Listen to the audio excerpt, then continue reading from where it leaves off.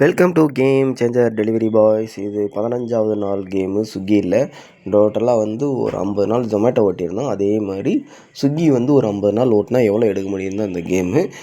Okay, அதுக்கடுத்து breakfast சாப்பிட போயிருந்தோம். பிரேக்ஃபாஸ்ட்டு ரெண்டு தோசை வாங்கிட்டு அப்படியே பொறுமையாக சாப்பிட ஆரம்பிச்சுவிட்டோம். சாப்பிட்டு முடிச்சுட்டு அதுக்கடுத்து ஆர்டருக்காண்டி வெயிட் பண்ணோம். ஆர்டர் போட்டிருந்தோம். சரின்ட்டு ஓகேன்ட்டு அந்த ஆர்டர் கன்ஃபார்மாக டெலிவரி பண்ணியாச்சு. அடுத்த ஆர்டரில் தான் பெரிய சம்பவமே. என்னன்னா 12 மணிக்கு மேலே ஆயிடுச்சு. அப்படியே கிட்டத்தட்ட ஒரு 1/4 மணி நேரமாக வெயிட் பண்ணிக்கிருக்கேன். கஸ்டமர் கேர்லேயும் கனெக்ட் பண்ணியாச்சு. இந்த ஆர்டர் கேன்சல் ஆகிற மாதிரி ஸ்டேஜில் இருந்துச்சு. அப்புறம் லாஸ்ட்டில் வாங்கிட்டாங்க. சரின்ட்டு அந்த டென்ஷனில் மறுபடியும் இன்னொரு ஆர்டர் கொடுத்துருந்தேன். சரின்ட்டு ஓகேன்ட்டு அந்த ஆர்டர் எடுத்துகிட்டு போகும்போதே கேன்சல் ஆகிடுச்சு. எனக்கு ரொம்ப சந்தோஷம். ஏன்னா அந்த ஆர்டருக்கு ரொம்ப நேரம் வெயிட் பண்ணிட்டு டென்ஷனில் இருந்தனால இந்த ஆர்டர் கொடுத்தனால தான் எனக்கு ரொம்ப ஹாப்பியாக இருந்துச்சு. அப்புறம் white rice, chicken gravy, banana chips, கேடு இந்த 3 ஐட்டம் வந்துச்சு. அப்படியே பொறுமையாக உட்காந்து ஒயிட் ரைஸையும் சிக்கன் கிரேவியும் சாப்பிட்டேன். ரைஸ் கொஞ்சம் வேகாமையே இருந்துச்சு, இந்த ஸ்டேஜிலே இருந்துச்சு. அப்படியே பொறுமையாக உட்காந்து சாப்பிட்டு அதுக்கடுத்து பனானா சிப்ஸ் வந்து மாலுக்கு வெளியே ஒரு பலூன் விற்றுக்கிருந்தான் அந்த தம்பிக்கு. இந்த தம்பி அப்படின்னு கொடுத்து முடிச்சுட்டு அப்படியே மாலுக்கு போயிருந்தேன். ஆர்டர் எடுத்திருந்தேன். எடுத்துகிட்டு போய் அந்த ஆர்டர் கொடுக்கும்போது 100 டிப்ஸ் தந்துட்டாங்க கஸ்டமர். சரி ஓகேன்ட்டு சந்தோஷமாக மறுபடியும் பார்த்தா மாலில் சரி மறுபடியும் கொடுப்போன்ட்டு மால்லாம் வந்து ஆர்டர் எடுத்துகிட்டு போய் மறுபடியும் கொடுத்தேன். அந்த ஆர்டருக்கு எந்த டிப்ஸுமே இல்லை. சரின்ட்டு அடுத்த ஆர்டர் எங்கே வாடா போடுவான்னு பார்த்துக்கிட்டே இருந்தேன். மறுபடியும் மாலில் தான் கூப்பிட்ருந்தான். சரின்ட்டு மறுபடியும் மாலுக்கே வந்திருந்தேன்.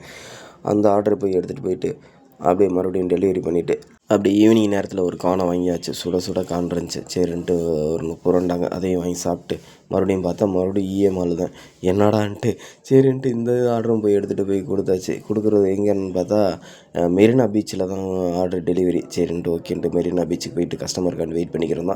அப்படியே அங்கிட்டு மெரினா பீச்சும் பார்த்து முடிச்சுட்டு அப்படியே அந்த கஸ்டமருக்கும் ஃபுட்டை கொடுத்துட்டு லாஸ்ட் ஆர்டர் வந்து எல்ஐசிக்கு ஆப்போசிட்டில் தான் அந்த ஃபுட்டு ஆர்டரு. அதையும் எடுத்து கொடுத்துட்டு அப்படியே ரெஸ்டாரண்ட்டுக்கு போயிருந்தோம். ரெஸ்டாரண்ட்டில் போயிட்டு 2 தோசை ஒரு கலக்கி சுட சுட இருந்துச்சு. சரின்ட்டு அப்படியே ஒரு தோசையை வாங்கி சாப்பிட்டு முடிச்சுட்டு ரூமுக்கு கிளம்பியாச்சு. ரூமுக்கு போக மணி 1:30 ஆயிடுச்சு. இன்னையோட ஏர்னிங்ஸ் எவ்வளோன்னு பார்த்தோம்னா 2773 ரூபாய்க்கு ஓட்டியிருந்தோம். ஆஃப்லைன் டிப்ஸ் வந்து ஒரு 100 ரூபா கிடச்சி. டோட்டலாக வந்து 2873 ரூபாய்க்கு ஓட்டியிருக்கோம். அதில் எக்ஸ்பென்ஸு 495 ரூபா. அது கழிச்சது போக நம்ம கை கிடச்சது வந்து 2378 ரூபா கிடச்சி. ஓகே, பார்க்கலாம். Time is gold. டயத்தை பயனுள்ளதாக யூஸ் பண்ணுவோம். Your risk your gift. அப்புறமேலுக்கு ஸ்விக்கி ஜொமேட்டோ ஓட்டுறவங்க நண்பருக்கு இந்த வீடியோ ஷேர் பண்ணுங்கள். அவங்களுக்கு எதனாச்சும் பயனுள்ளதாக இருக்கும். அவங்க எதனாச்சும் கொஸ்டின்ஸ்லாம் கேட்குறாங்க, அதுக்கு ஆன்சர் பண்ணிக்கிட்டு தான் இருக்கிறோம். யாருக்காச்சும் யூஸ் ஆகலாம் இந்த வீடியோ. ஓகே, பார்க்கலாம்.